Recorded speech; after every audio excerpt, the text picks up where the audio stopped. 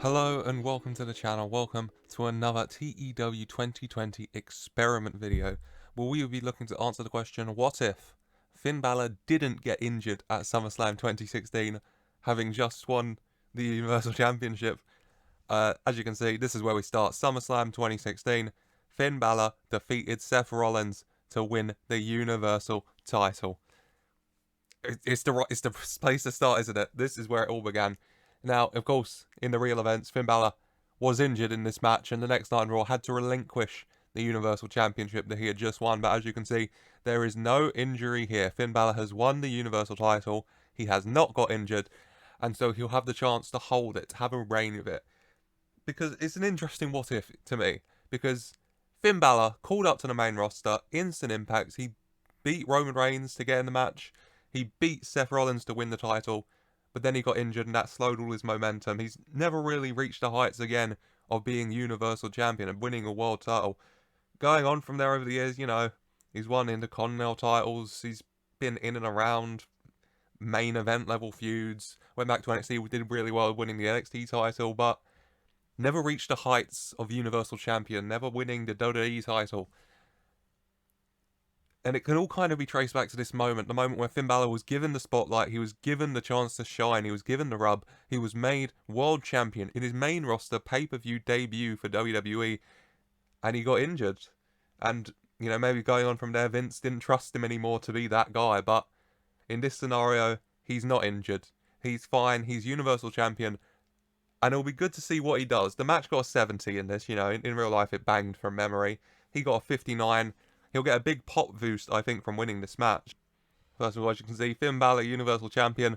For some reason in this mod, it has Goldberg's Universal title reign down. I can't explain that to you, but Finn Balor, the inaugural Universal Champion of the world. Popularity, 57s across the United States. It started at 51, so beating Seth gave him a 6 boost, which, is good to see. Raise that up as the Universal Champion. Banger match with Seth Rollins, really good all-round stats, and hopefully he can stay fit, he can stay injury-free, have a good reign with that Universal title. I'm going to simulate forward now till I think Monday, week 1, April 2018. I'll just have a look at the events to make sure I'm right there. Yeah, the start of April 2018, so we're going to go 2 WrestleManias forward, give Finn Balor a good amount of time to hold the Universal title, probably lose it, and then see what he does after that. A mid-card, maybe move into the WWE title picture. I'm intrigued to see what's next. I hope you are too. So without further ado, let's simulate forward and answer the question, what if Finn Balor didn't get injured, having just won the Universal title at SummerSlam 2016?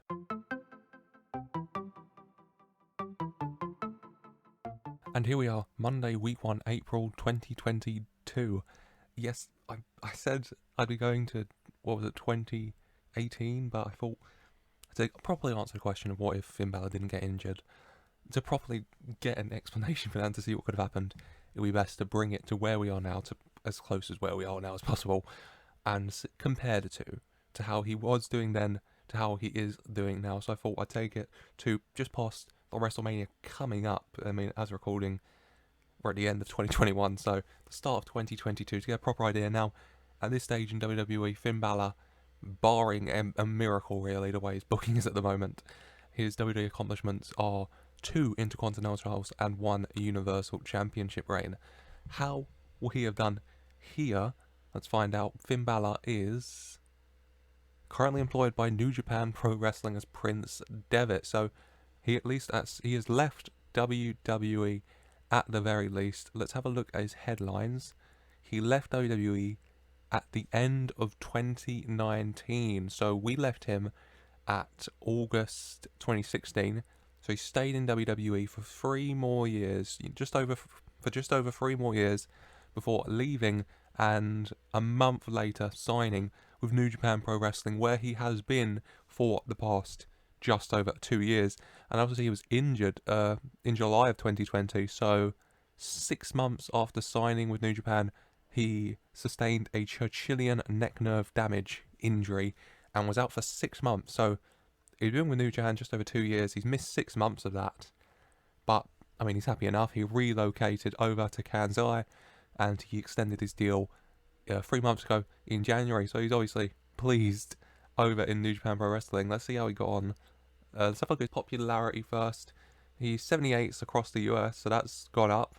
I mean, if you look at Japan as well, obviously in New Japan, this is the one he's mainly buffing at the moment, and he's at 84s with an 81 and 85 as well. Oh, back in March he was doing really well, 85s with an 86 and 182. He's gone down a little bit, but still doing very well over in Japan. 78s across America as well, down from 80s back in April of the previous year, but still getting on really well popularity-wise. And now, like I mentioned earlier, his titles. In real life at this stage, I mean, he's had more time in WWE, coming up on 6 years since we started this What If. Whilst in this, he was only there for 3 years, but in real life, 1 Universal Championship and 2 Intercontinental Championships. Whilst in this scenario, in WWE, in those 3 years, he achieved 1 United States Championship and 2 Universal Championships. So, 1 less mid-card belt, but 1 more world title. Doing better here in much less time as well. That Universal he won at SummerSlam that he did not have to relinquish through injury, so instead of holding it for 1 night, he held it for just over a week before losing it to someone. We'll go find that out. And then in 2019, he won it March week 4, so that will be WrestleMania probably, before losing it in October. Held it for 7 months, just over 200 days. Decent reign, and after losing it, he left 2 months later, so that might explain why he lost it. And it's sandwiched in between a United States title run, winning it in December 2017 and losing it 4 months later in April. 9 defenses in that time, though. A fighting champion as ever. Let's just go to his match history and let's pull it back to 2016 to find out what happened there. Where is it? SummerSlam. There it is. So he defeated Seth Rollins to win the Universal title at SummerSlam. And then in his next match, just over a week later, he lost the title to Sheamus on SmackDown. 4 and 85, 74 Finn, 80 Sheamus. Sheamus winning the Universal title very quickly there, whilst Finn Balor went on to lose the majority of matches this year. He had an Intercontinental title match against Del Rio in a cage, but he lost that, and there was no more title matches for him then. You know, majority losses. Average rating of 77 though, done okay. 2017, it looks like it was more of the same. 28 wins, 68 losses, average rating of 71, highest rating of 97 though, early in the year.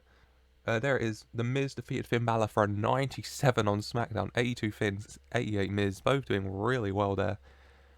And Finn Balor losing in the Rumble, Universal title match, Fatal 4-Way, him, Cesaro, and AJ Styles lost to Kevin Owens. Kevin Owens, the Universal Champion at one point. Lost the Intercontinental title match to Zack Ryder. Lost the US title match to Bobby Roode by DQ. And then just scrolling up here. Lost to Dolph Ziggler for the United States title in August on SmackDown. Lost to Dolph Ziggler in a cage match on Raw as well in September. And then he would go on to lose in a WWE World title match at Survivor Series. Him and Brock Lesnar losing to Roman Reigns in a triple threat match. Finn Balor, you have to think, inserted solely to take the pin in that scenario. But he also had a WWE World Tag title match, which he lost. Who was in this? The Destructors. The team of Finn Balor and Sami Zayn, the Destructors, had a shot at the World Tag titles but came up short. What a tag team they would be, though. As going on, he did then win the United States title, defeating Dolph Ziggler and Jey Uso on SmackDown for a 70. And before the end of the year, he defended it twice as well at TLC, beating Samoa Joe. And then on Raw over Christmas, beating Kalisto to end his 2017 off pretty well. 2018, much better, 45 wins, 30 losses, 75 average rating, 81 highest match. You know, up and down. He defended the US title quite a few times early on in the year. And then, when did he lose it? He lost it... I'm trying to find it. There. Braun Strowman defeated Finn Balor for the US title at Payback. At WrestleMania 34, him and Samoa Joe went to a double count out. Oh, that's how you win the match at Mania. Universal title, Kevin Owens defeated Dean Ambrose and Finn Balor. Kevin Owens still Universal champ. Finn Balor back in the Universal title picture though, following a good US title reign. WWE World Heavyweight title match, Roman Reigns beating Dolph Ziggler and Finn Balor, this time in a triple threat at Battleground. Not a Brock Lesnar in sight, because God knows that man's not working Battleground. Universal title match, Dean Ambrose, now the champ, defeated Finn Balor and Jack Swagger. Another Universal title match, Dean Ambrose defeated Finn Balor 1-on-1. And then Dolph Ziggler, WWE World Heavyweight Champion, defeated Finn Balor to retain that belt at the end of 2018 for Finn. You know, up and down, back in the world title picture at least. And next we look at 2019, the year he won the Universal title back, but also the year he left WWE at the end. 47 wins, 14 losses, 76 average rating. Dean Ambrose defeated Finn and Jack Swagger to retain the Universal title on Raw at the beginning of January. Cena won the Rumble. Dolph Ziggler beat Finn to retain the WWE World Heavyweight title. And then Dean Ambrose beat Finn Balor to retain the Universal title on SmackDown. And then at WrestleMania 35, in perhaps the main event, Finn Balor defeated Dean Ambrose to win the Universal title. His second Universal title in the main event of WrestleMania, I'll check in a minute. Beating Dean Ambrose, and then immediately defending it twice. He defended it on SmackDown against Dolph, and then days later on Raw against Dean, starting off his Universal Championship reign as he means to go on, where he defeated Jack Swagger, he defeated Sheamus by DQ, defeated Dean Ambrose by DQ, defeated Xavier Woods, Zack Ryder, and Cesaro in a Fatal 4-Way at Money in the Bank. What a weird Fatal 4-Way for the world title. Then he defeated Sheamus to retain it. He defeated Jack Swagger to retain it. He defeated Sheamus, Nakamura, and Zack Ryder in a Fatal 4-Way Night of Champs. Fatal 4-Way that makes a little bit more sense at least. Before losing the Universal title to Jack Swagger, of all people. And then at Survivor Series, Jack Swagger defeated Orton and Finn Balor to retain Finn Balor's last pay-per-view match with WWE, so I'll assume he was pinned in that. Before going over to New Japan, 66 wins and 46 losses in his first year, with an average rating of 83 and a highest rating of 99, which, you know, I have to try and find now, amongst all the other light blues he has amassed with his amazing in-ring ability. He got 2 99s actually. Prince Devitt and Kevin Steen defeated Okada and Ishii at World Pro Wrestling, and then also at World Pro Wrestling, Naito defeated Devitt to retain the IWGP Heavyweight Championship. Quite a lot of title matches for the Junior Heavyweight title and for the Heavyweight title, as well as the Intercontinental and Openweight belts. Alberto El Patron, the IWGP Heavyweight Champion. I'm sure that would go down really well. For in 2021, the year just gone, average rating of 94 in the title matches, I think that is, yeah. Average rating of 83, highest rating of 99. Once again, Finn Balor, unsurprisingly, very good at wrestling. A lot of title matches once again. Tyler Black defeated Prince Devitt, 6 times one-on-one for the IWGP Intercontinental title? You think at one point, Prince Devitt just kind of steps back and says, I'm not going to win this, am I? But what are you going to do? Quite a few WWE names jumped over. Finn Balor, Nakamura, Kevin Owens, Seth Rollins. Seth Rollins, Intercontinental Champion, defending it very well, clearly. Before we go into 2022, a few more title matches, but no title wins in New Japan for Finn Balor. But overall, I mean, he's over in Japan, obviously having a great time putting on banger matches. He spent 3 years in WWE instead of the 6 he's at the moment and counting, and in that time, he won one less mid-card title, but he won a second world title, you know. And the first world title reign was a little bit longer. I mean, the first ended by injury, and this one was just ended by Sheamus, but still, Finn Balor doing well, I'd say. Just going to go and look at a couple things. I just want to clarify that he main evented that WrestleMania with Dolph. WrestleMania 35, yeah. Finn Balor defeated Dean, not Dolph, my mistake, for the Universal title.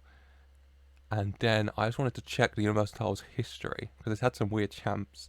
Balor lost it to Sheamus, of course. He lost it to Owens, lost it to Swagger, to Owens, to Ambrose, to Balor, lost it to Swagger, Zayn, Reigns, Swagger, Ambrose. Finn Balor a 2-time champ, Kevin Owens a 2-time champ, Dean Ambrose a 2-time champ, and Jack Swagger a 3-time Universal Champion. Jesus Christ. Whilst the WWE Championship, oh god, Ambrose, Reigns, Sheamus, Reigns, Ziggler, Reigns, Ambrose, Orton, Cena, Sheamus, and Jack Swagger both had a very good time of things in this simulation, haven't they?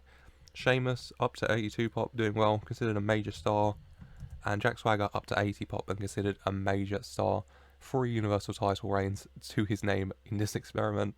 But yeah, I think that's all. I'll just quickly have a look and see how Finn Balor got on in the awards.